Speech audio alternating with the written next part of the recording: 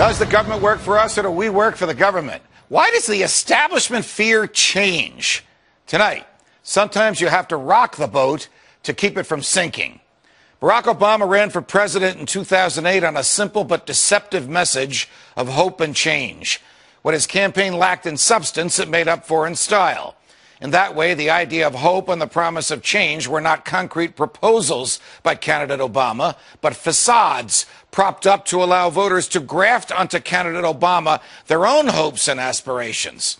So the anti-war youth voted for candidate Obama, expecting an anti-war president. The militant left voted for candidate Obama, expecting a president who would take from the rich and give to the poor. Independents voted for candidate Obama, expecting a post-partisanship presidency. Even libertarians voted for candidate Obama, expecting a president who would defend personal freedoms.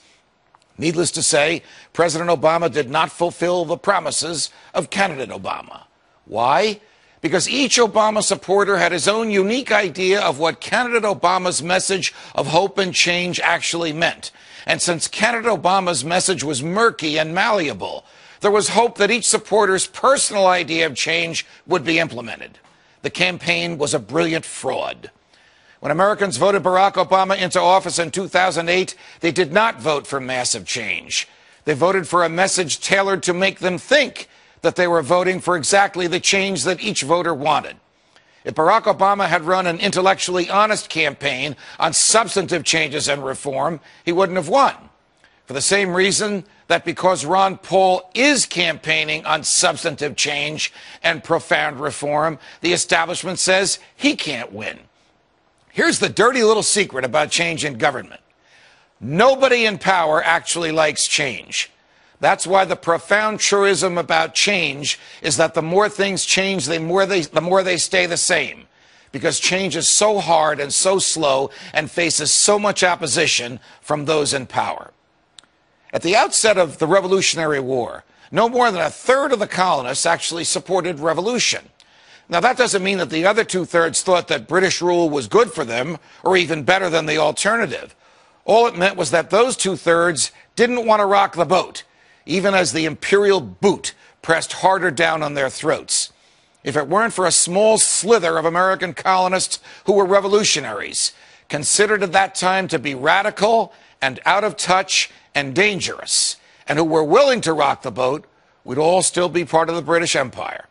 Even among the revolutionaries, the idea of change was not unequivocally embraced. Alexander Hamilton and his big government faction actually wanted George Washington to become a king. So some of them were trying to recreate here in America exactly what they had rejected from Britain. Why? Because change scares people in power. They cannot imagine their lives without the power. Today, the tides of change are stronger than they've been in a generation. The establishment is doing anything it takes to stem those tides. That didn't happen 4 years ago with Barack Obama. At the beginning of his presidential campaign, he had to fight the Clinton machine. But at some point, he won that machine over, and the Democratic establishment embraced him. Because Barack Obama never really represented a threat to the establishment. 3 years into his fight whatever war he wants, kill whatever American he wants, give away whatever cash he wants, regulate whatever behavior he wants regime, we know that Barack Obama represents business as usual for the establishment. Compare that to Ron Paul. Even if Ron Paul won every primary from South Carolina tomorrow to the New Jersey and California primaries in June, he wouldn't be embraced by the establishment because no candidate since Ronald Reagan has so threatened the establishment. Remember what the establishment said about Reagan? He's radical and out of touch and dangerous. It's the same thing the establishment now says about Ron Paul. What's so dangerous about him? He wants a return to the Constitution. And though the Constitution is our founding document and embodies our first principles of limited government, sound money, and personal freedom, we've drifted so far from it that a return to those principles would indeed mean substantive change to the government.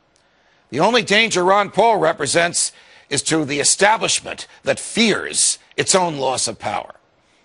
It's a sad state of affairs that a simple return to first principles represents fundamental change. But that's where we are today in 2012. It has taken nearly 250 years to stray as far from founding principles as we have. If we want to return to them in our generation, we're going to have to rock the boat. We've drifted so far, drowned so deep in debt, lost so many of our rights, fought so many fruitless wars, that if we don't rock the boat now, we may end up sinking with it.